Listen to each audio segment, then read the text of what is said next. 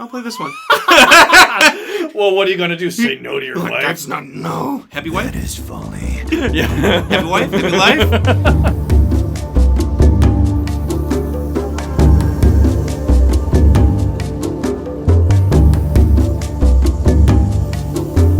Welcome to the Kindred Spirit Podcast, a show all about the board game Spirit Island. Here we'll talk about analytics and strategies within the game, as well as a plethora of other topics that can be found within it.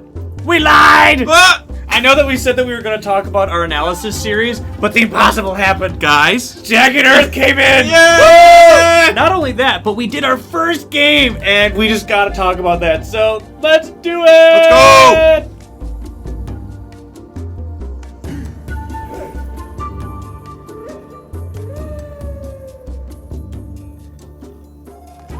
Okay, I know that we said we were going to do analysis, but, like, we also said that this might come up. Like, You agreed to stay away! I lied, as I did from the very beginning. Bonus points if anyone knows what that's from. Oh, come on. They'll know where that's from. Okay, maybe. No friend of mine would not know where that's from. But which one? So, that's true. There you go. Hey, there you go. But yeah, no, we did say in past episodes that... Actually, I think it was the very first episode we said that if a topic is on schedule but Jagged Earth comes in, we're totally going to be derailed. Guess what happened? Oh, gosh. Guys, Jagged Earth came in. I'm still, like, reeling from it only because it was October 17th of 2018. 2018! When I ordered that sucker. Yeah. And now it's finally here. I was like, what? I had to wait all the way from April of 2020. Tears. I still don't know how that was possible. Because you said it was The late April, backing. I think. March or April. March or April. Yeah, you were like, yeah, I was looking on Kickstarter and the option to buy now was there. I was like, what? And you're like, yeah, look at this. And I was like, You had that vein Oh. coming from your head again. good for you. And I've been waiting for a year and a half. Like, how is this fair? Like, Internal screaming. I know, and then you guys had it delivered first before mine. Well, okay, hang on. Because we did not get the broken token. I'm still not over this. The rage. We got the bare minimum. Yeah, you guys got like the core. Yes, whatever they called it. Yeah, like First the level, retails, first tier. whatever. Yeah, that thing. But I got like all the things, and that's why. Oh, you know what it was? Their premium token. That's what it was. Took Their a little premium bit longer, token, which like, are awesome. which I love. But yeah, they were like delayed or something, and so they just had to wait. So it's fine now that it's all here. I can. And we had our first game. Oh my word! I know we had our first game. It feels so surreal. Like so much about Jagged Earth has been in the realm of it is upcoming. Yes. What can we predict for the future? It was so like magical and mystical. I know, but now it was there. It was here, and like the cards are in front of our face. So, The first night you got it, you were messaging me late at night, and you're like, "What about this card?" I know, dude. Of all the things that came in Jagged Earth, which, by the way, there are a ton of things that come in Jagged Earth, but the thing that I was most curious about, Yeah. was the new cards, specifically characters' hands, Mm-hmm. and then the new minors and new majors. The boards, I already kind of got the gist of. I really wanted to see what the finalized versions were as opposed to the beta ones. Right. But that was just a mild curiosity. The biggest one was just the minors and majors. Sure, fear cards, event cards, those are kind of cool, but you're going to forget them in your day-to-day 9-to-5 stuff. You might remember one or two, but you'll rediscover them every game as they come up. But the ones I was like, I really want to see what they do is the new majors and minors. What's the new cast down, briny deep? I You know. What's all the cheese? Yeah. So anyway, what we're gonna do in this episode is we're just gonna go and just gush about our first game. It will be a gush. This Yeah. is an excellent expansion. So, oh gosh, I know, dude. It's like a standalone that could be its own 2-player game. If you wanted. Wait, could you just buy Jagged Earth by itself? Have they said that? It only comes with 2 player boards, right? So Jagged Earth comes with 2-player boards, but the point I'm trying to convey quickly is the fact that there is so much stuff in this expansion that the box is literally the same size as the original box. Yeah. Branch and Claw added 2 people. This one, 8.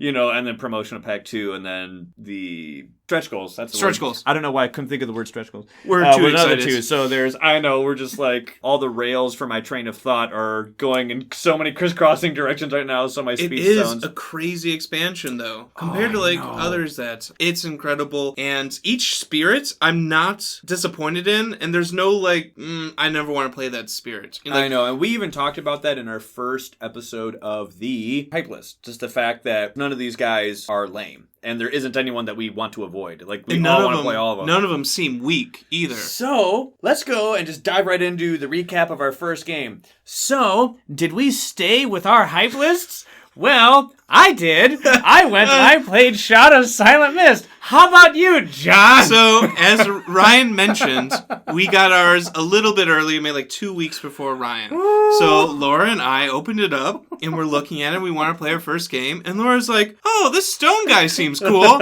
I'll play them. I'll be like... and I'm like, sure, honey. Literally the number one guy in your list. 3 hours of hype list. I know. And she's like, oh, this guy's cool. I like this art. I'm like, no. And in a moment, just crumbling. Hours of content on this podcast of talking about... Even preparing for the hype list. I know. I was going over which one. No, what is my true number one? Was your number one. You're number one, not your 2 or 3. And so you're so hyped to play this guy. The way she grabbed you, she's like, I'll play this one. Well, what are you going to do? Say no to your wife? That's not no. Happy wife? That is folly. Yeah. Happy wife? Happy life? So that's sitcom levels of hilarious. It is. And so much work and time. So unplanned. To prove that we just had this guy at number 1 of the dude that you're going to play as first. I cannot wait to play this guy because he's the one that I really want to try. He's the one that most Here's all my reasons why. And then in a second... Oh, I think I'm going to want to do this one. Really? There's 11 other people. You had to pick Look at that all of them. one. Oh, this one seems cool. So you're like, well, embrace the chaos. We'll just throw the hype list to Trickster? the wind. Random. So it was funny because when you sent me that text, I was just like, oh, you're throwing the hype list to the wind. Is anything sacred? And then I was like, well, do you want to play as Starlight? Because Starlight was your number 2. And then you're like, well, Laura played as that one. I'm like, oh my word, it's all falling apart. And we're just like, the hype list stands on the edge of a knife. It is. Stray but a little and it will fail. Yours is still going strong. The hype list is breaking. It has already begun.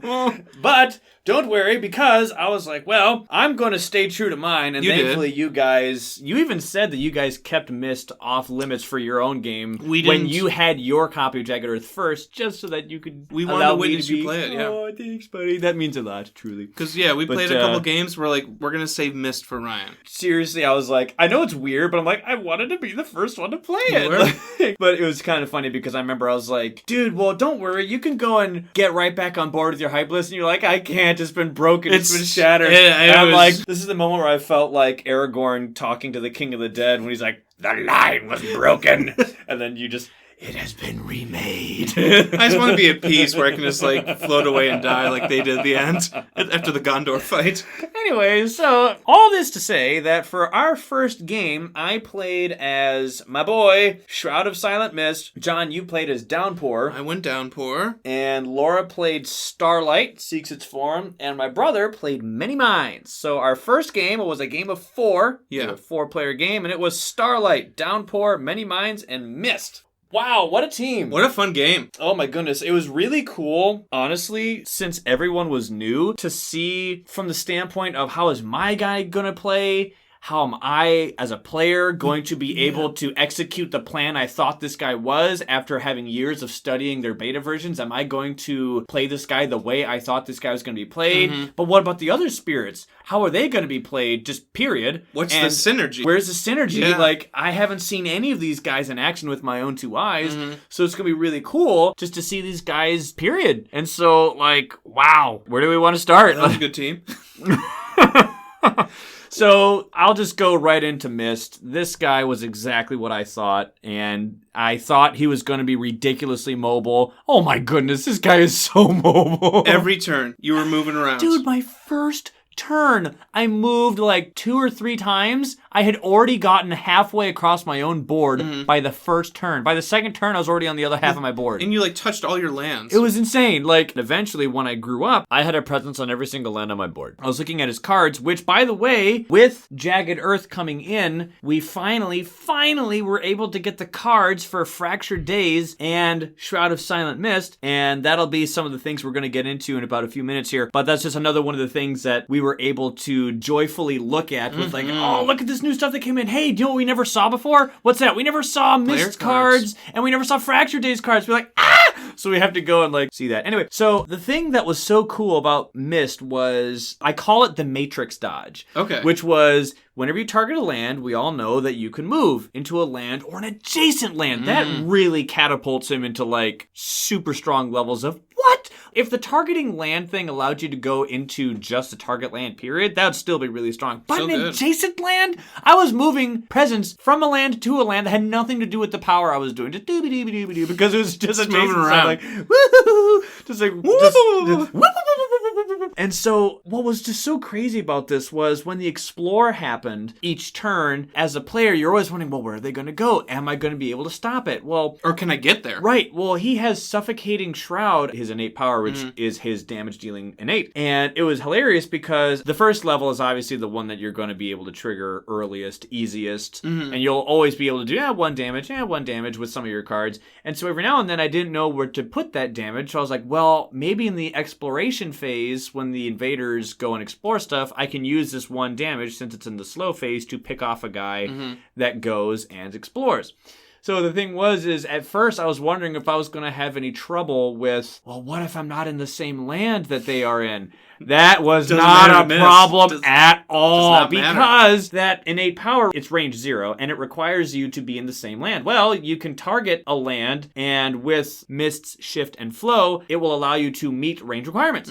So even if it wasn't the same land, you'd be like, scoot, and be like, now he is, and you kill him.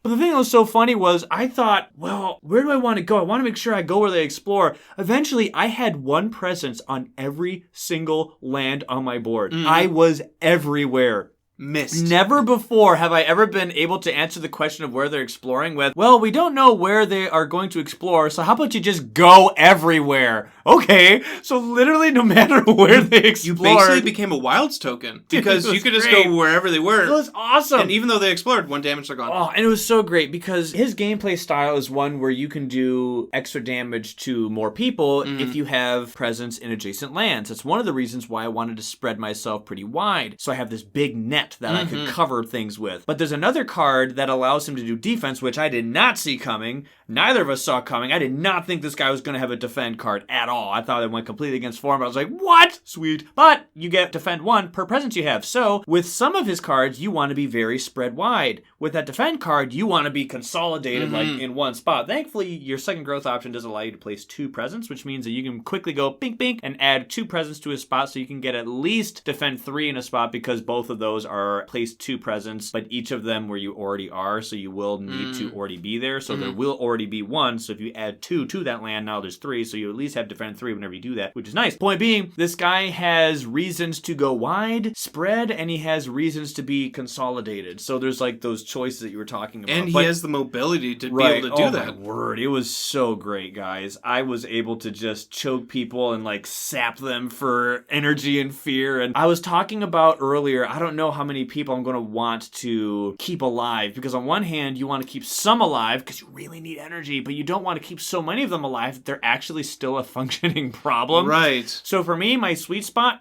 3. I think that's what I really like. Have 3 buildings that are currently suffering, because that is just enough to get 3 fear, 1 energy every single turn. You can have more, but if you have more, then it's going to be kind of risky because there's still a lot of guys on the field. Yeah. So for me, after my first game, my first impressions, I like the idea of 3 being my sweet spot. But oh my gosh, guys, it was just hilarious how it was just... I thought you'd be more energy restrained, but you got to 3 pretty quickly, so you were gaining an energy from that. And then when you would gain a card, I didn't realize how not gaining a fire would also give you energy. Honestly, it really streamlined my card picking. The gather power from Cool and Dark.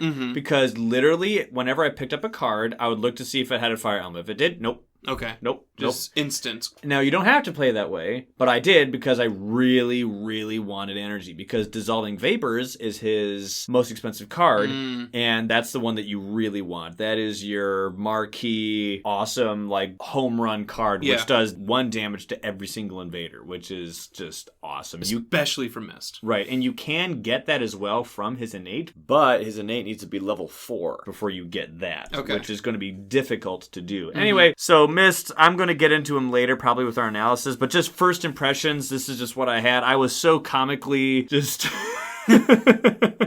so comically entertained by the fact that no matter where they explored, I was already there. It was so great. And you weren't even just stuck to your board. Like, you spread out throughout the whole island, which was so cool. Great. Like, thematically. I felt so evil, though, like, because, like, there's this one town, it's like, please let me die. I'm like, no. Like, you put a vice grip on one guy, and eventually all of his friends around him die, and he's suffering, like...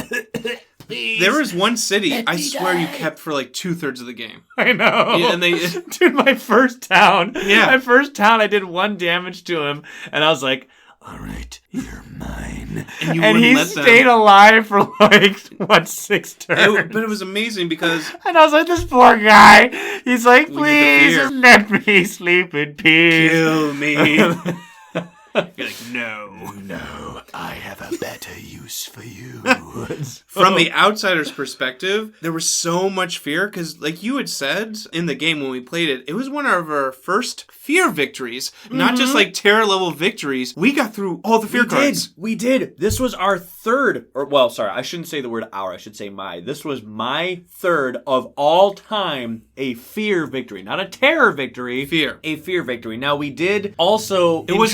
In truth, we did fear and terror victory on the exact same turn, but the fear victory came first before the terror one. So if you want to say that we achieved a terror level 3 victory at the same turn as the fear victory, you could say that and still be true. But we did clear the fear deck before we got the terror level 3 victory condition. We were so scary. Ripping through Oh my gosh. Many Minds. He was terrifying. Speaking of mobility. Wow. Both I know. You guys, all over the map. So Many Minds. My brother played as him. Neither of us were playing as Many Minds, but I was just shocked. He would just be like, all right, I'm going to move this guy, move this guy, move this guy. Defense and 6 that here. moved people 2 spaces, like moving a beast token, gather or someone, but 2 from away. 2 away. Oh, that was so cool. Yeah. But I was just shocked at how much fear he was doing. Like, yikes. Defense and fear. It was crazy. The total yin-yang to Sharp Fangs. Yeah. Type of thing, where Sharp Fangs is more offense. I cannot wait to see that game. That eventual future game where it's Sharp Fangs and Many Minds offense, together. defense, both do fear. Yeah.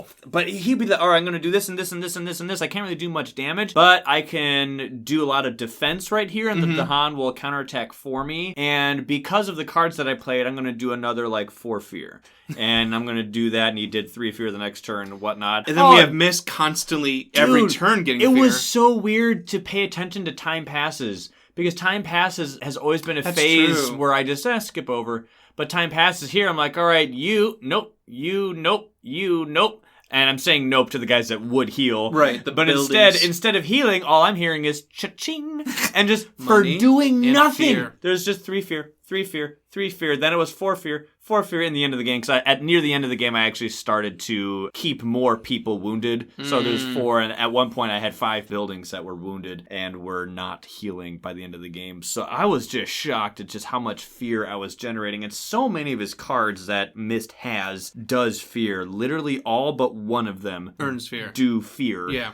And so, not only am I doing fear because of my cards that I'm playing, but I'm doing fear for the people I'm killing. The thing that really boggled my mind with Mist was the fact that you can do 1 damage and get a fear reward from it. Before, you had to do at least 2 damage to get 1 fear in the form of killing a town. Yeah. Or you get 2 fear from killing a city. So, if you have a damage card, I'm only going to be able to get fear from this damage card if it's at least 2 and maybe 3 if I want to kill a city. Because if I get 3, I can kill a city, and if it's at least 2, I can kill a town. Cool. Well, you as Mist, you only need to do 1 damage. That is it. 1 damage, and you can start milking people for fear. Because the moment that someone is damaged, they don't even have to be on their last health. That one city, I just knocked him over once, and he had 2 health remaining for like forever. Yeah, it was a long time. So I got like 6, 7 fear out of this one city, even though I did 1 damage Or to him. normally it'd just be 2 fear and he's gone. Right, and the exchange rate on damage dealt to fear gained is usually, like you said, 2 damage for 1 fear, 3 damage for 2 fear.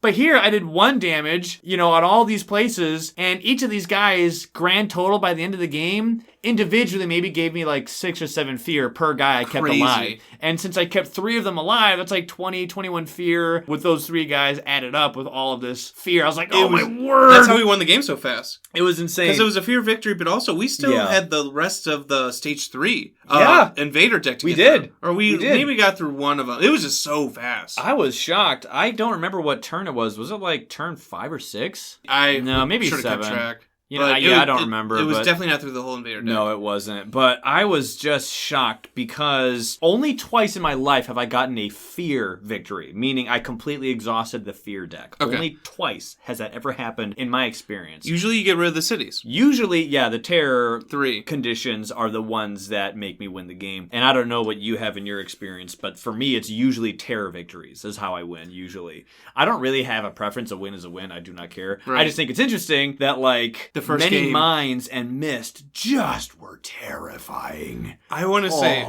okay, real quick. I think a broken combo, green, miss. Those are my boys. Each can do 1 damage, right? Ah, my boys. And if you let things build up, like, oh no, what about when all these guys ravage? Green prevents ravages. And even, so you can let them build up and do 1 damage and just reap the fear. Mist can even keep people from ravaging. He has a card that says if someone's wounded, you can play this card, and this wounded guy doesn't participate in a ravage, which I was like, what? Oh, that's a great card. Oh. And I think everyone benefits from growth and placing presence, but Mist really benefits, like you said, of just like spreading out, and green allows that. I know this is like kind of off topic, but this combo came to my head like, dude, no, I said that too. Yeah. What a pairing that would be. In our hype list, I said that I really do think that green and Mist will go well. I saw it. I want to see that. Oh, what the heck? I never finished my train of thought from earlier that I just remembered. Keep going. It was like 20 minutes ago. My Matrix dodge. I never explained my Matrix dodge. I got the visual. Right. The Matrix dodge, what I'm calling that is, with Mist, seeing how you can play a power to target a land and move as a result of it, you can do this cool trick where in the fast phase, if a land is about to blight, play a card, move your presence out of the problem area, let the land blight, and then play a slow card and move right back in. So you were there when the turn started, and you were there when the turn ended. But right when the damage was dealt, you weren't there. So you quickly got out of there, and then when they're done attacking to get right back in. So it didn't help the land because I blighted like twice, maybe 3 times on my land. You did have the most blights of the islands. Well, I only blighted 2 or 3 times though. Oh, okay. And as an attacker, I think I'm okay with that. Yeah. Now, I will endeavor to find ways to get better and better with doing that. But I don't think you're going to be able to perfectly get no blight on the board with this guy with his starting cards only. I think he does benefit from finding those blight. And Jagged Earth kind of changes blight as a resource. It really does. It really does. But I was very content with only blighting 2 or 3 times because I was like, this guy's an attacker. I'm not meant to go and remove blight and whatnot. But like I said before, I was able to just matrix dodge every single one of those blight things. I never had a problem with it because even when there was one that I wasn't seeing coming, I was like, let me just go and bloop.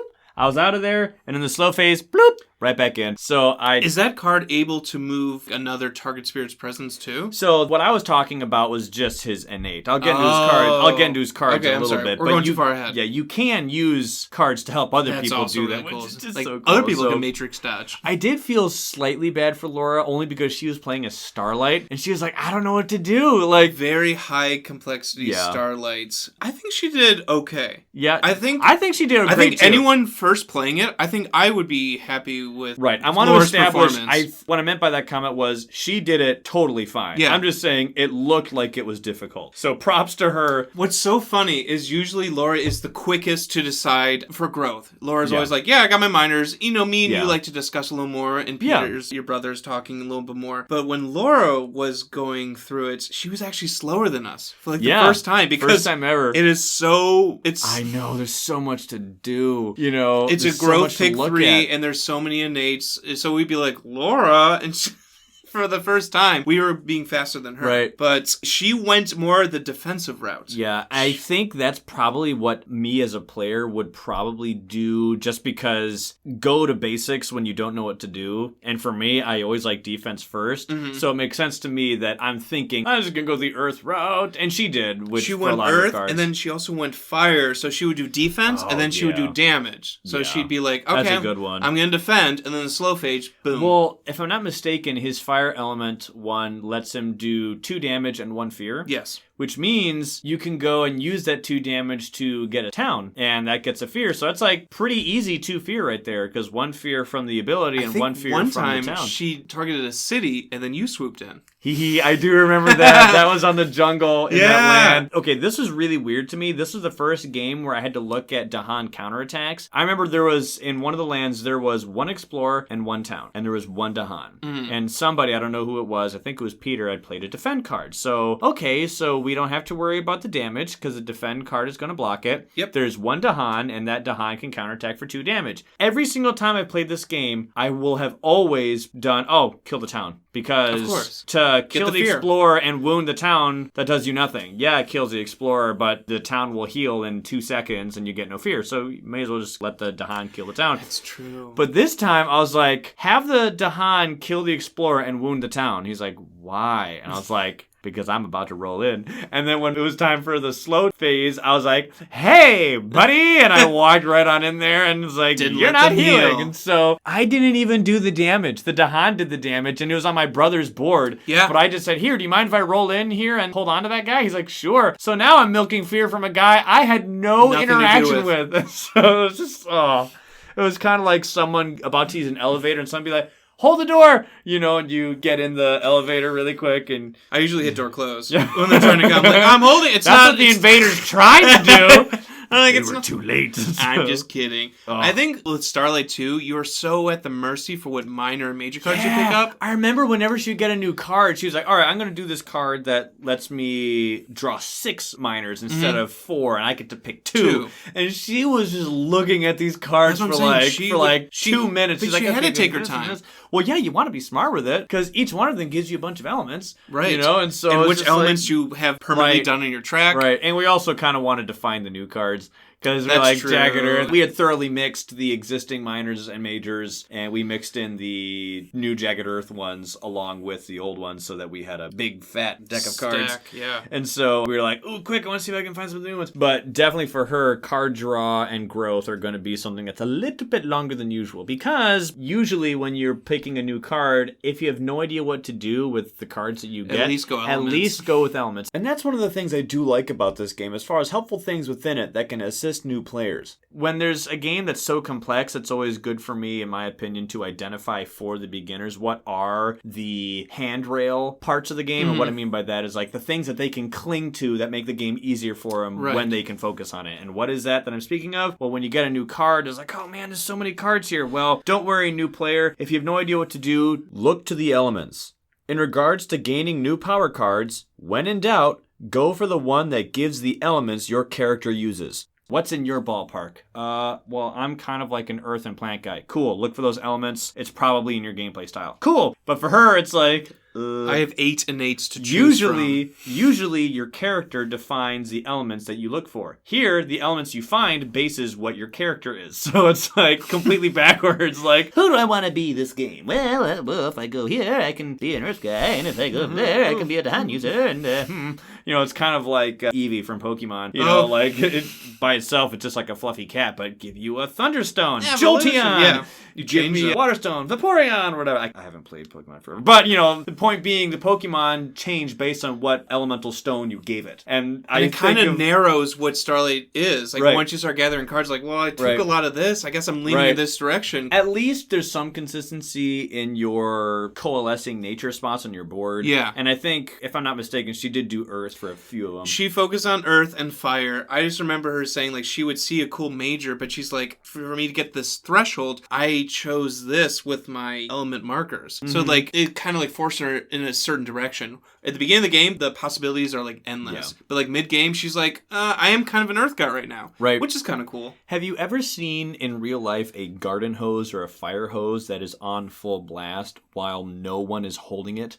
And you see shit's just writhing, whipping around, completely out of control, getting so many things wet, going over here, going over there. I felt as if that's basically what she was doing. Seeking her form? So, I know. So, okay, when this element comes in, it makes her spray that way. Right. And when this card comes in with this element, she will go that way. But I don't know, it's something kind of cool to see how that had an effect on the game. But she did really well. And she did really by the well. end of the game, she had her board pretty much clear. And I liked the synergy with she would do 2 damage, you come in and milk that city. Oh. And then that card, like you were talking about, we can choose up to 6 miners. She targeted me as Downpour, who needs... Yes, let's talk about Downpour. You like having those cards. Dude, Downpour... Isolate looked so awesome. Downpour, I think... might be one of the stronger ones. I think he has dangerously high potential for success. And I even remember what you said. You said, man, I don't even feel as if I found good cards, but I just kept repeating my basic hand and was still doing, like, awesome things. I isolated any lands I could, and then no explorers came. I'm like, wow, you don't have to worry about explorers Those this new round. isolate tokens, those new Those are ones cool. that came in there, they were all over our board. I was using them because I'd be like, oh, I'm repeating this here, and I'm repeating this here. Oh, my word.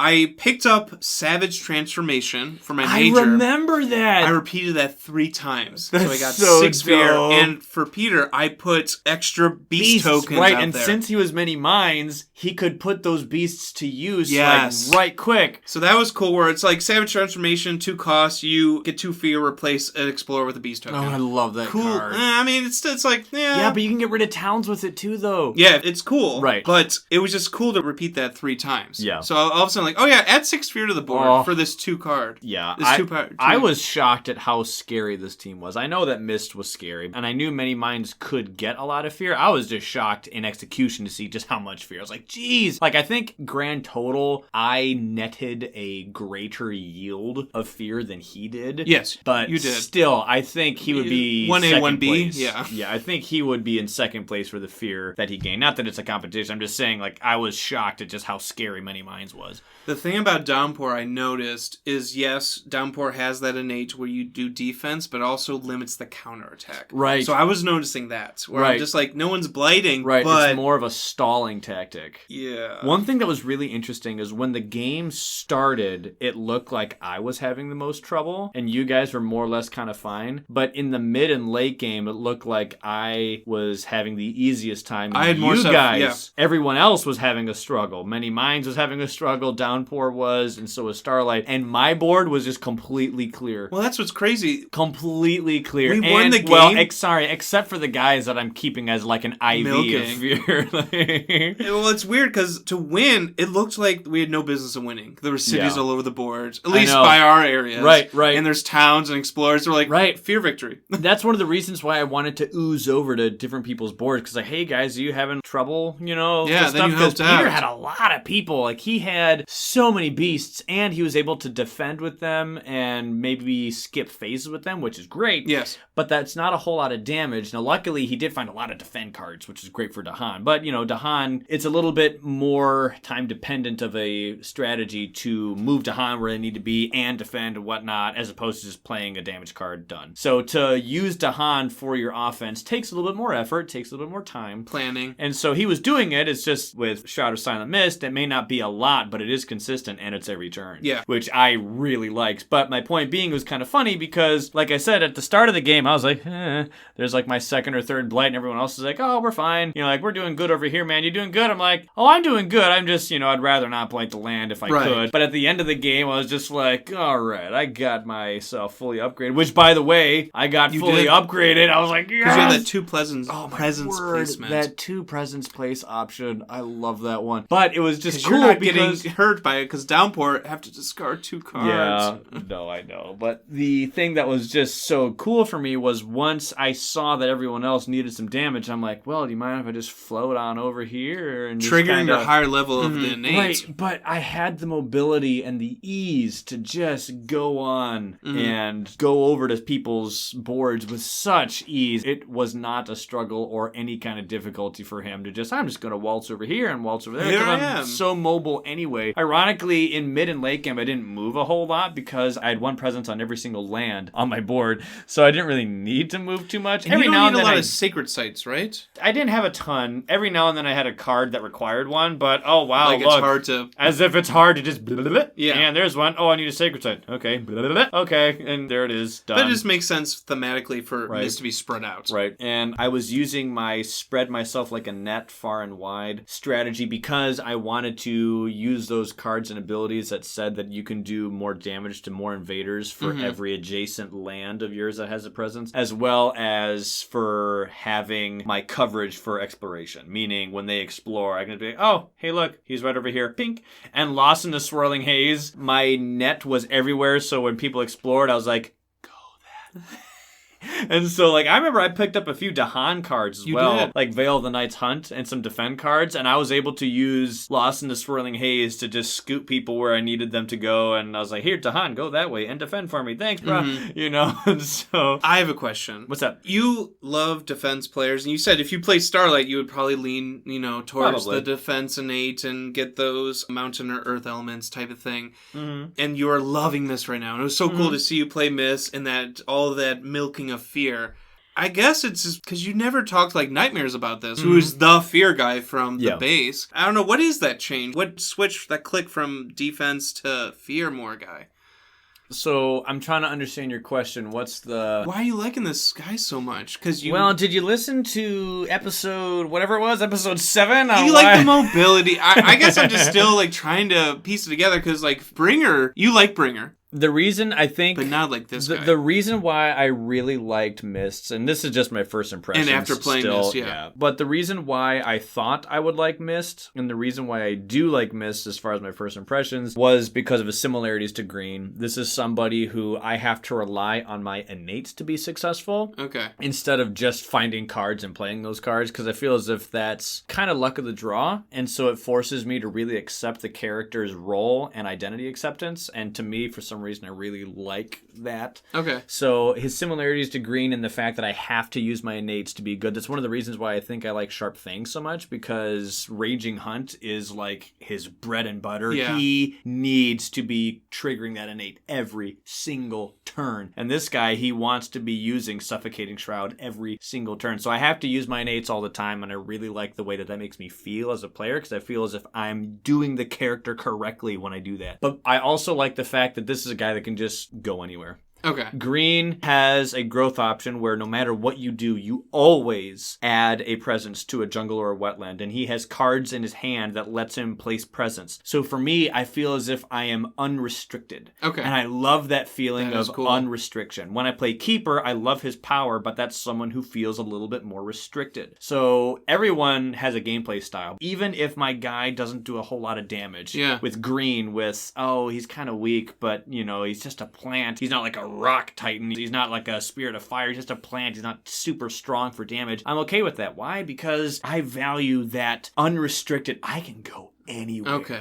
And with Green, even if you get killed, I can come back. I'm not even shackled by those consequences either. Right. With Mist, I am so mobile. Oh, you got damage that's coming in? Matrix dodge. Yeah. You can't touch me. You can't hurt mist or fog. It's just I know. it's a vapor. And you can't hurt the smoke. You can't hurt the vapor. You can't hurt the plant who's going to come back. And when I play those characters, the strength isn't in the form of like raging brawn that you can see, but rather just the unrestricted liberty that these guys have. You can't contain them. And I love that feeling. I think that's why I liked him so much. And also, I really like the artwork on both of them. But that's, that's just a... artwork is gorgeous. As far as you mentioned Bringer of Dreams and Nightmares... Because that's also a fear-heavy person. Right, but I like doing damage. Okay, that's true. Truth be told. So it's a little bit Bringer's more a little my more style. one note. A little bit more one note. And so I think Shroud of Silent Mist has a few choices and a little bit more flexibilities that Nightmare doesn't have. And green has some flexibilities to be defense and healing or damage. And he can kind of do both late game. And this guy, he can do defense. He gives you the choice to be far and wide for coverage, or you can be in one big spot for defense too. That's a good point. So I like that flexibility. I like that Mist mobility. can get rid of invaders. Right. Bringer, unless there's Zahan there, cannot. Right. So anyway, I think that's the best way I can quickly answer your question. But are you satisfied with that I am. answer? It's just like, yeah, I don't know. Right, because green is a just dedicated defender. Yeah. This guy, dedicated attacker. So this guy, with my first impressions, might be one of my favorite attackers. Ooh. That doesn't mean... What a unique attacker as well. Very much so. That doesn't mean I think he could be the most successful, for instance, or like the best guy. He's just the guy I might have the most fun with. We all have our favorite. If you ask me, okay, best attacker in the game, go. I'd be Thunder Speaker, Ocean, maybe. Probably. Yeah. That said, who is my favorite attacker? My top three. It's gotta be Mist now. Sharp Fangs is in the top three. Yeah. Lightning's in the top three. Mist, probably. But Wildfire's so much fun. Wildfire's sure, fun. I can argue that if you were to gather the data from everyone ever who ever played this game and which one truly is the best, well, it may not be Shroud of Silent Mist. But I have so much fun with him, I don't care. I have so much fun with Fangs, I don't care. This is a board game, and It's we a want to board have game. fun. So, yeah, as far as attackers, give me Sharp Fangs and give me That'd be a Shroud of fun Silent team. Mist every day of the week, and I'll be just fine. Ah, cool. So, but anyway, that game was so much fun. I think it was a wonderful introduction to Spirit Island. Talking about Jagged it Earth. wants me want to play right again. I know. On my list, I can't play Shroud of Silent Mist again because of my rule. I know, I feel bad. Hey, that's fine. That just means I have to play everyone. Yeah, it makes Which- you play the other yeah. spirits. So Downpour is next. Have Downpour is fun. going to be my next. And for you... Starlight, and you do Starlight. Because you did do a game by yourself with Stone eventually, right? Yeah, we've had a couple other games. I had a lot of fun with Trickster, so Yeah. my list is broken. Don't worry Oh, about well, me. that's fine. Like we said, it has been remade. It will be remade in Which is our Starlight. sixth Lord of the Rings reference on this podcast. Let's keep them coming. So one thing that I thought was hilarious was we were trying to figure out how many moderates were in the game. We're like, oh, there's only like one or two, right? Yeah, there's 6. So it turns out we're wrong maybe once or twice total in this whole podcast. 6 moderates of the 12 new people. 6 moderates? But I was saying Jagged Earth moderates are like base, Yeah. high complexity.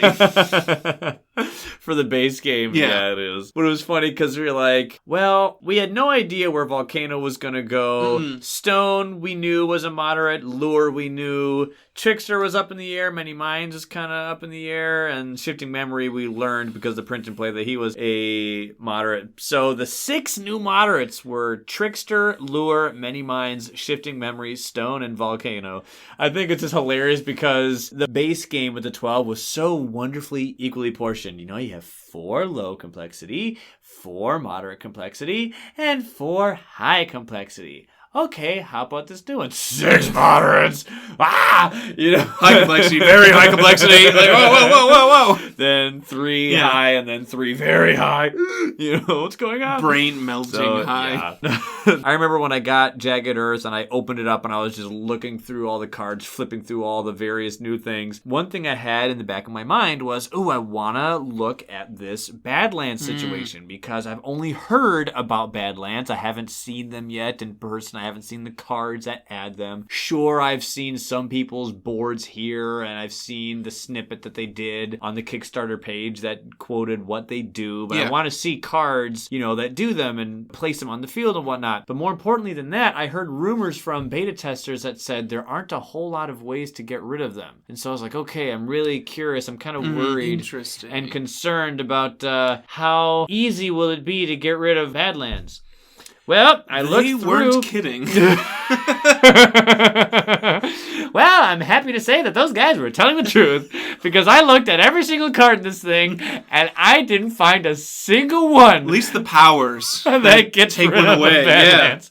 These things don't go away, guys. They're here to stay. Oh. Kind of makes thematic sense. There's like It does. ruining the island. Right, like you're scarring the island in such a specific and drastic way that you can't heal it. Maybe in the future there will be some way to get rid of it, but needless to say, it will not be common to No. get rid of it if it's added to the future, because the future thing won't nearly even the ratio of cards in the deck from Badlands removal cards into the ratio of majors and minors Right. with all the shuffled in. So point being, I was like, oh gosh, they're permanent, guys.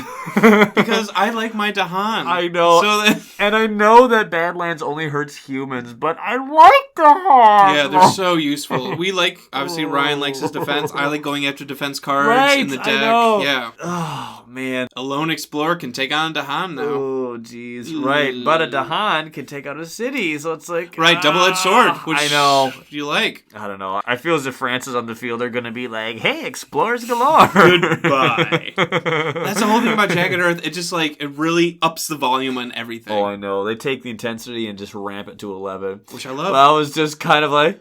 Because there's plenty of minor powers that we were- out of Badlands. we There were are plenty right of to be spirits. afraid. Yeah, that Yeah. are like, and out of Badlands. And you're like, Right. do I have to? I know there's so many cards that add Badlands. Yeah. I'm like, I kind of don't want to use this card. Depending on who I'm playing as. But still, like, if I'm playing as Keeper, oh my goodness. Like, Keeper salivating at the mouth. He's like, no damage to land, bonus damage to humans. Hates Dahan. I know. Or pushes them out I whenever know, they the make a sacred Badlands site. Badlands being discussed in, like, the conference room at Greater Than Games, and then Keeper salivating in the corner, just, yes, yes, just must kill humans. Poor Keep. Dude, you know what I need to do? You know that game, Destroy All Humans? That Alien Games, Destroy No. All Humans? Oh my goodness. I just need to Photoshop Keeper's face over the alien's face. Put it there. Destroy all humans! It's just... Wipe them out. So yeah, Badlands, they're permanent.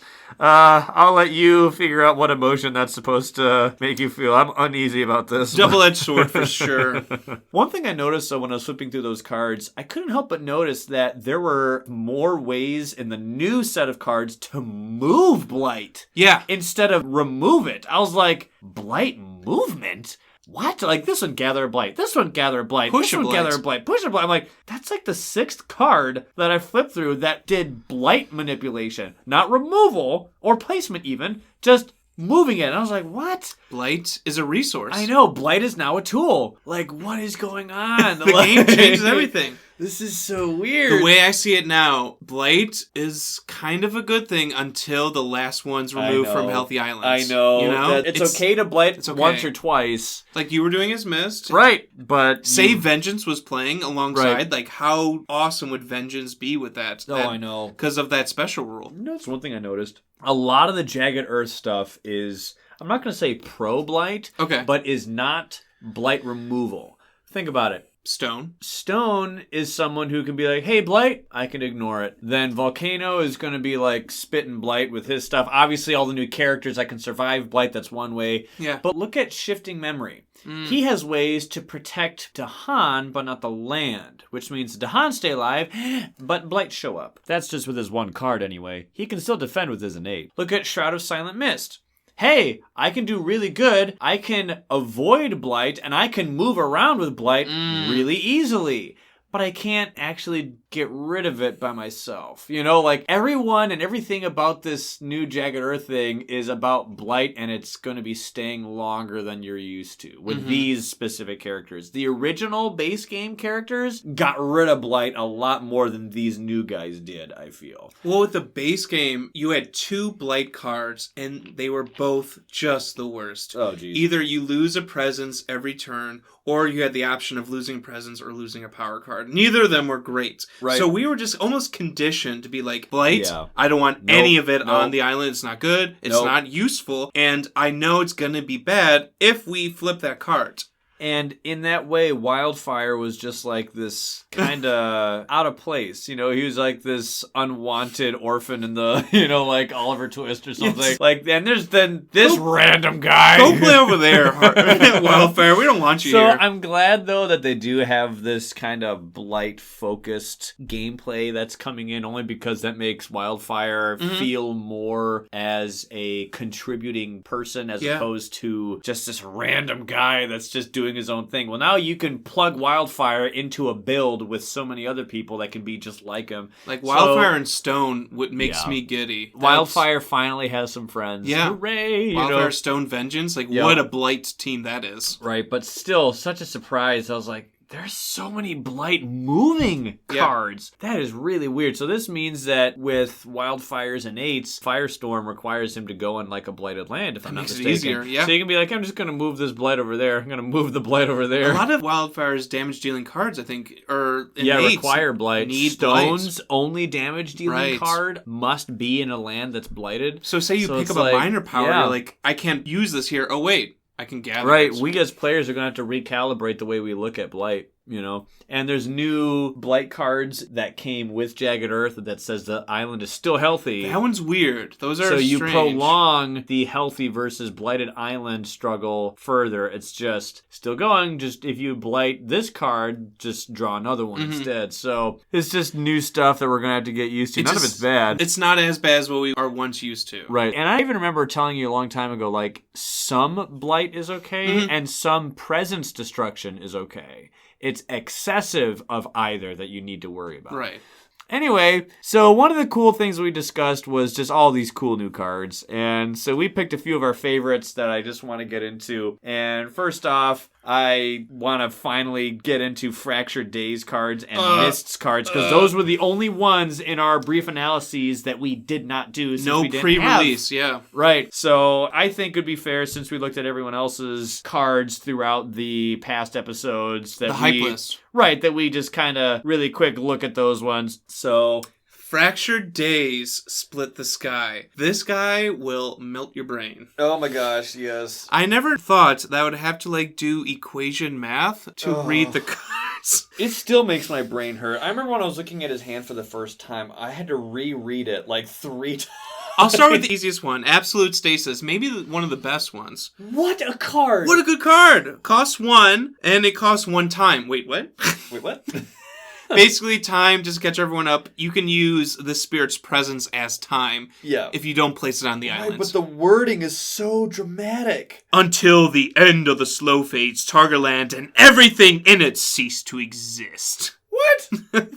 for all purposes except for checking victory or defeat. Just cease to exist. You pick a spot and everything there just ceases to exist for all intents and purposes? I saw some arguments on BGG or Reddit of it's just like Earth's card. You're a perfect Xylos. I'm like, no. Because it doesn't count for anything. Doesn't count for adjacency. It doesn't count for unique adversary effects. Yeah, that's true. Just victory conditions and defeat conditions. Like an England build. Well, you're saying with the adjacency, it's like... So it stops exploration, it stops building. Nothing there. It's so... And you're right, the wording is so great. I'm sorry, is this a blighted land? Nope. This is nothing. It almost is gone from everything. What a concept. Very strong. And obviously, if there's a big ravage about to happen there or something. Nope. Nothing. What? It's cool. Honestly, one of the easier one to understand. Okay, that makes sense. Right. Then it gets a little more tricky. Blur the Arc of Years, a 1-cost card. You get Sun, Moon, Air. It is a fast power. Range 1, target land any. If no Dahan or invaders, basically if no humans are present, remove a blight. Woohoo. Always good, right? Yep. It's but wait, there's 2 other tiers. But wait, there's more. If invaders are present, they build and ravage. Oh no. Oh gosh. All right, explain to me when that can be good. When you... When trying to set up a Dahan counterattack right quick? I guess. I'm just when is this useful? Wow. That's a weird one. Yeah, so if humans are present, which that's going to be the case a lot of the time, they build and ravage. They build, then ravage. Oh. If Dahan are present, add 1, which is good, and push up to 2. Which is nice.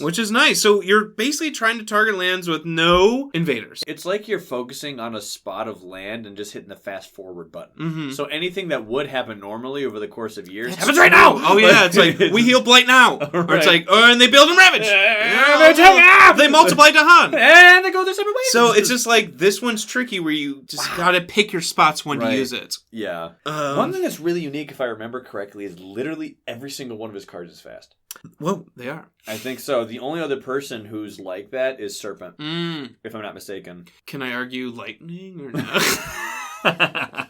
Okay, fine, lightning. No, I know what you're saying. It is simply uncommon to see, wow, I have all fasts. Yikes. Okay, that's intoxicating. So cool. And then lastly, you may repeat this power once on the same target land by spending a time. So you can pop out 2 Dahan. That's really great for the Dahan one and the Blight removal And the Blight one. but Not so good on the double build Ravage. twice, Ravage twice. By the way, we're cascading now. Oh. So that one's like, okay, it gets a little more trickier. Yeah, I'm glad it's cheap. It's cheap, only 1. Yeah. And like, how many times we discussed how hard it is to add Dahan? Yeah. It's, Yep. there's only 2 ways now? There's like... Or a couple ways? There's only a few yet. Few ways with River being on the field, Cycles of Time and Tide, and Call the Dahan ways. And then some random lucky event, you're like, add a Sure. Dahan. Yep. But here is a 0 costing card. Always good. Only 1. Past returns again. Sun, moon elements. This one, it gets tricky. Yeah. Here's the math equation. Get into it. Okay, cost to use, N time, and spirits jointly pay N energy, where N equals number of players. What? Okay, so yeah. No, I In a know. 3-player game, that'll be 3. This one I think could be very beneficial. Swap the top card of the Invader deck with a card in the Invader discard within one Invader stage of it. Yeah. So say, like, you already cleared out your wetlands because we had to focus on that for a couple rounds.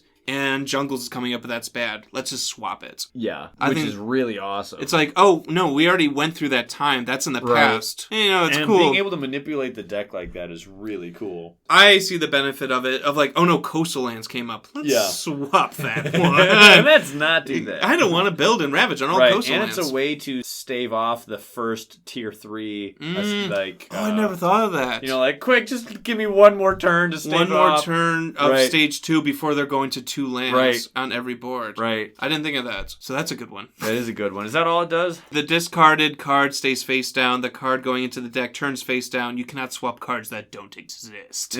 Such like epic wording. I know, it's so dramatic. And you're like, oh, it's a 0 costing card. Actually, no, it costs the entire team something. Oh. So, I mean, like you said, it could be really worth it if you have no control over mountains and jungles. Like, guys, we're not ready for stage 3. If you can buy an extra turn, that can be huge. Yeah. Who knows? For win conditions. From right now, it's kind of hard to quantify how successful that'll be, but who knows in those specific situations how clutch that will be. I think that sentence perfectly describes Fractured Days. There you go. Honestly, it's just like, who knows how good this power is until it happens. Until it happens. And then here's the last card. Oh, gosh. Pour time sideways. I'm not going to read it. You just discard it and never play it. There you go. You pick up a major first round, Oh gosh, this is the one, if I'm not mistaken, that I had to read and reread again and again. Because I was like, what is going on? Pour time sideways, fast, power, 1 energy, moon, air, and water. Cost 3 time. That's a lot. That's a lot, especially when it's your own presence. Move one of your presence to a different land with your presence. On the board, yeah, that's okay. Fine. That's cool. One of your presence is joining another one of your Mobility, always a good thing. I got it. On the board moved from, during the invader phase, resolve invader and each board, each land actions 1 for your time. Cool. Yeah. They don't build this turn. Yeah. You know, like Pick one. Pick one. Whatever's going to happen. I don't want that to one build. less. I don't want that to ravage. Yeah. Right. Wait. On the board, move 2.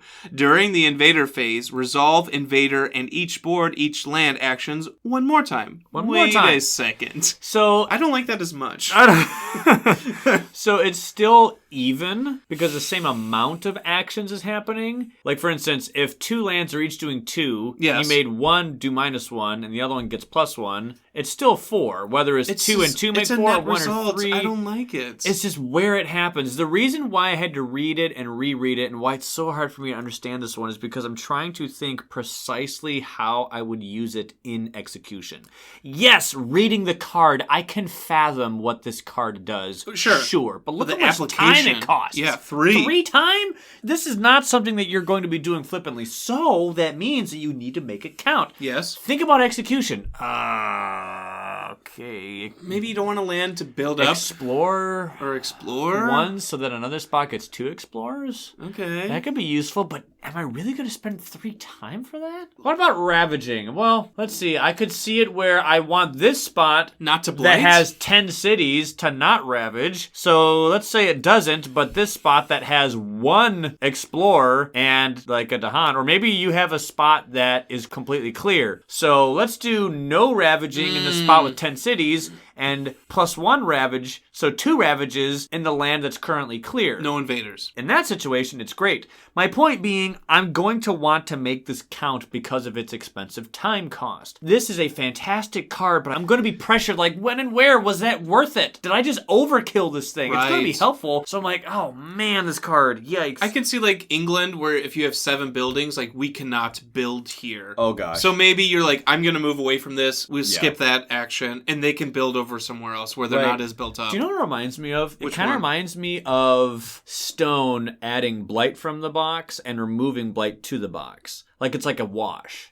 Like, it's a cool ability that lets you do something, but the net gain and net Nothing's going loss, back to the Blight card. Right, but in the same way, there's some gameplay mechanic that's still technically even as far as what was gained and what was lost, but, like, the shifting of details on what and where that happened are completely different. You know what I mean? With this one, Poor Time Sideways. I don't think it would be a card you use often, like you said, Right. the 3 time. I Yeah. think because Oh, it's you huge. have your little bonus deck, the Days That Never Were, you Yeah. can kind of like build your hand that way. Right. Like- Luckily, it's only 1 energy in it. 1 energy. Yeah. Like, okay, so you've played solo before. You can't Yeah. use the solo. You literally can't, because it says on the board, right? For those reasons, this is why it keeps making me go, oh my gosh. Like, It's not my favorite of the powers. I love the innates. I love making a slow power fast. Yeah. But these were really cool to look at. They are. The artwork is so great, especially on Poor Time Sideways, because Yeah. it shows the same spot of land, but the artwork is cut up into 4 pieces. It's shattered. And each piece is a different season. So one is like at nighttime, one's in daytime, one's in like spring, one's in like the storm, monsoon season. yeah, You know, which would be like downpour. winter. Oh, hey. So, yeah, so there are Fractured Days Cheap cards. cards. It was kind of funny. I remember when, before we had his cards, I'm like, I'm guessing his cards are going to be crazy, ridiculous, and like brain pain You cards. were right. And we looked at it and, oh, hey, look. That's exactly what we thought. All have their uses, like you said. Yeah. I see the very high complexity Yeah. now. You gotta be picky choosy. Yep. So then we go to Mist's cards. And oh my gosh, I remember when you got Mist, you were like, dude, these cards, each one of these is amazing. They are. And when I looked at it, I was like, oh my gosh. Yeah, each one of these is fantastic. Like, each one of them, I'm like, I can't pick a favorite. Oh, They're all I good. was so happy. And you know how I was like looking forward to Mist and how Mist was my number 1 on my hype list, even though I had no idea what his cards were. Then I see his cards. I'm like, what? Oh my gosh. They're all great. Oh, they're so great. So, by the way, I perfectly called precisely what his card cost would be. I said, I'm guessing he's going to be like green, where he has maybe a 0, maybe some 1s, maybe a 2. That's literally exactly what he has. He has a 0, Some a 1s. few 1s, and a 2.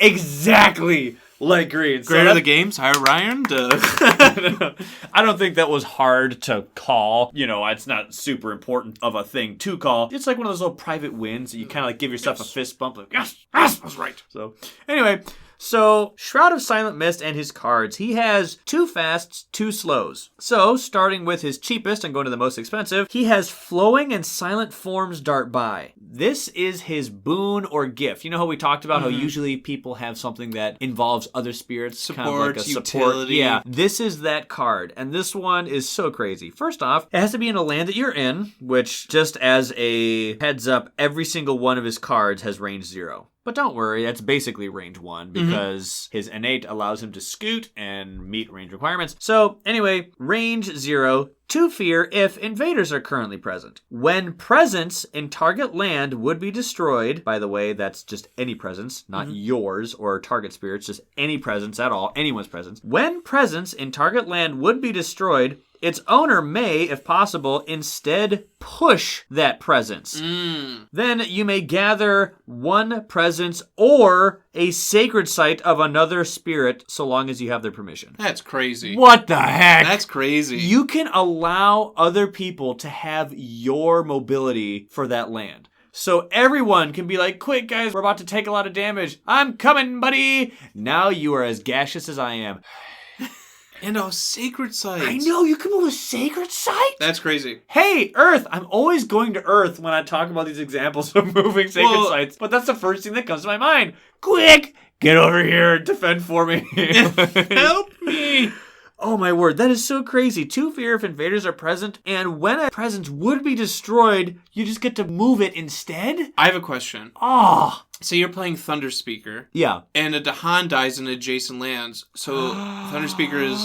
That would save Thunder Speaker, right? It would, because this simply says... It doesn't say Blight. No, it says when it would be destroyed. Its owner may, if possible, push it. Dude. So, Sworn to Victory says if it blights or a Dahan gets killed as a result of a Ravage, Yes. then Sworn to Victory would trigger, which says that you have to lose a presence. Your presence is destroyed because the Dahan was destroyed. As I'm thinking about it, I can check the specifics, but I think it'd still be legal if it would be destroyed. Does it say destroyed? It does say destroyed. Okay, so we'll have to check for clarification if Sworn to Victory specifically says destroyed. Would be destroyed. But yeah, we'll check it. But in theory, pretty sure. I think it could work where instead of that, you can be like, just get pushed instead. Because that's like the one downfall of Thunder Speaker. Yeah. Oh, dude. And by the way, this is free. I said that already, but that's just crazy. Free fear. It's fast, and it gives him the elements he needs. It gives him a moon, an air, and a water. I think this would be good for lightning. Also, another sacred site user and no defense. Yeah. So, like, lightning, I'm about to die. No, you're not. No, you're not. You're fine, fam. And it doesn't matter if they have like 1 or 2. It just says when presence in target land. Doesn't matter. There's like no limit there. Yeah, doesn't matter whose. It doesn't matter how many. Just move it. I love it. Which is just insane. I love it. And a 0-cost card? I know. I think that's a strong 0. Oh, I know. Even for the elements. So it gives you moon, air, and water. I think I may have said that. But one thing that's kind of funny is every single one of his cards gives you air. Every single one of them. 3 of them give you moon and 3 of them give you water. But all of them give you air. And that's what you need for your innate. Yeah. Yep. So moving on to his 1 costs. He has 2. He has 2 1-costing cards. Unnerving Paul. I love this card. This is one of those cards that gives you an option of 2. You can do this one or you can do this one. 1 fear, and then up to 3 damaged invaders do not participate in Ravage. Whoa. I love this one. Whoa. I love this one. You can just completely come in really quick with another card, do damage to somebody. Like, do damage to each invader. And then up to 3 of them you can just ignore because they do not participate in the Ravage. That is... Which is just I'm just so thinking of like the cool. harder adversaries of England. I know. And The Sweden people that and... you can lock down and quickly. Wow. It is a fast power, so up to 3 damage people. You will need to do that damage in the fast phase. So it's not another person can wound from a previous turn if you weren't there. What you did the turn before. Yeah, if you were there, you're fine. Yeah. But the Ravage still happens. It's just those guys don't participate in it. Which is so what kinda this means is that if you have a town and an explorer, wound the town, now it's just an explorer. You can forget about the buildings. Because it's just explorers that are doing the stuff. And you can, like, explorers do piddly damage. So if they're just doing, like, 1 damage, that's fine. So it allows a counterattack, which I love. It's not just a stall card. Yep. This is how I was able to, for the Ravages on my board, with the arcade style, there's always 2 Ravaging happen on your board. And this is how I was always stopping one of them, was with this card, because the buildings were always damaged, and I'll play this card. Or, what we just described was option 1. Option 2 says, 1 fear, then defend 1 per presence you have in target land when this power is used. This is the card I was speaking of earlier when I spoke of how sometimes you want to cast yourself wide like a big net over the land, and sometimes with this 1 card you want to be all bundled up. And I talked about how you can use your second growth action to go and just bink bink 2 presents, and now you have 3 there's a defend 3, not bad. One thing I really like is regardless of which option you choose, both of them give you 1 fear. So you are not missing out on any of the fear there. So it's either 1 fear, 3 people who are wounded don't participate in a Ravage, or 1 fear, defend 1 per presence you have in that land. I might be wrong, but I saw you leaning towards the first option I did. more. I did the first one a lot, only because I felt as if that one was able to yield me a better defense. Okay. If you think about it, this card gives you defense in 2 different kinds of ways. Yeah. It's nice to have that option. It's really cool to have that flexibility. And like I said, both of them give you fear. So, in that way, it's a win-win. Yeah. So that is Unnerving Paul. Love that card. Then we have, going on to the next one, we have The Fog Closes In. This one gives you a moon, an air, and a water. Costs 1, like I said. For each adjacent land with your presence, 1 damage to a different invader. Then push 2 Dahan. This is a card that's complete opposite of Unnerving Paul. The other card we just described gave you incentive to be all in one spot. Right. This card gives you incentive to be very distributed, very wide. So this is the other card that allows him to get bonuses from his physical setup. So I like this one because it's 1 damage to a different invader for every land that you have adjacent. You can't stack the damage. What you do is you spread the damage. You don't stack the damage, you spread the damage, which I really liked because the more presence you have all around, the more targets you were hitting. I was able to kill... You love this card. I use this one a lot. This was honestly my go-to explorer killer, is what this was. Earlier in this episode, I said I would focus on one building and everyone else eventually just died. Everyone else around him faded away. This is the card that made them fade away. Why? Because I held onto the building and all the explorers... All the explorers died because fog closing in did damage to a different invader for every adjacent land that had my presence in it. And so since I was everywhere, that was always like at least 4 or 5. So I was like, 1 damage to like 4 people. 1 damage to like 3 people. 1 damage to 4 people. 5 people. In this land, in that land. So this was one of my favorite cards that I kept going to. This was my go-to damage dealing card, and I think that's kind of meant to be the case. I know that your innate power, you're basically going to be doing 1 damage every single turn all the time, and I know that sounds really low. But this one was like a grenade because you can do 1 damage, but so long as you're wide, that's 1 damage to 4 people. So it's like a weak grenade, but it's hitting everyone. And then if you are doing that on a building, and this time passes, you're just reaping in the fear. Oh, I love it. I love it. So then, moving on to his final card, his most expensive card at 2, which is so funny to say that it's most expensive cards at 2. Usually everyone else's is 3. Dude, at the end of the game, I had all of my cards that I gotten, whether minor or major powers, were all 0 to 3 energy. Even your majors? Yep, even the majors that I acquired later on. And I remember I was like, boy, do you see my board how clear it is? I did all of this with 0, 1s, and 2s. And then this 3 that I just got. Like, that is why I love characters like this. Because I was able to do all this with cheap stuff. You didn't need a 9 energy card. Right. And that makes me feel as if I did hard work to get this result. Not just, oh, well, I just did Briny Deep and, kill everyone. Which, by the way, there is a specific satisfaction that I'm not trying to devalue with using those big cards. But to me, I felt really good. I was like, I was able to clear my board with 0s, 1s, and 2s. And with that, just picking off Explorers, it was just so easy for you not to let things build up. Oh, it was so great. Anyway, so what does Dissolving Vapors do? Well, I'm glad you asked. 1 fear, 1 damage to each invader. Then 1 damage to each Dahan. Luckily, that last part was basically never an issue because Fog Closing In says push to Dahan. That other card allows me to push Dahan to get them to safety, and Lost in the Swirling Haze allows me to move Dahan so I can get them to safety all the time anyway. So Dissolving Vapors, 1 fear, and 1 damage to each invader.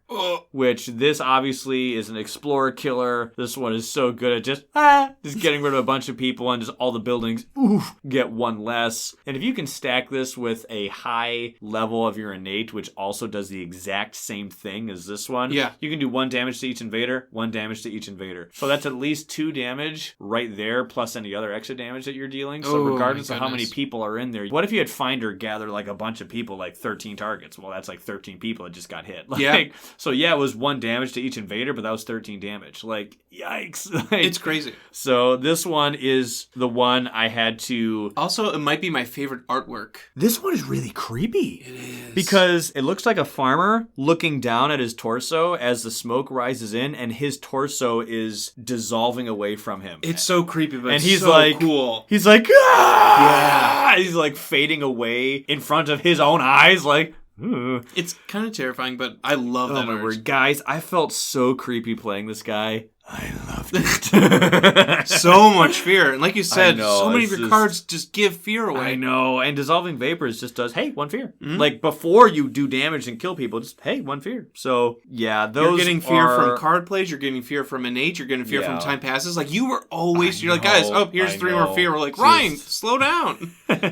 So there you go. There are Mist cards, and there are Fractured Days cards as well. I feel as if we owed them to get their cards explained, since we weren't able to do so in the past episodes. So the only problem I have is that with my rule, I'm not going to be able to get back to this guy for a while because I have to play 11 other people before I can get to Shroud of Silent Mist. But that is okay. He will be waiting here for me faithfully, and I can't wait to get back to him. So we are at an hour and 20 minutes, even before I edit. So hopefully the editing version of myself, good job for reaching the end, buddy. Go get a break. Cut it down to an hour. Let's see if I can't just like cram that in like a sleeping bag into the stupid thing. Have you ever had trouble with that, by the way, when you have like a sleeping bag and you have to roll this thing up and you gotta like shove it in? Sometimes we had like the cables, or it was like yeah, this, like a clip twine or twine or something, and it's just like we just gave up on the bag. I know, it's so hard. Just give me like one of those ramrods that they use for cannons, like a Civil War cannon. Shove it in there. Shove it in there. So anyway, guys, we're just gonna continue right on to the next one. So we'll be on a road trip there. Yeah, we're gonna see you in just a few seconds. All right, guys, later.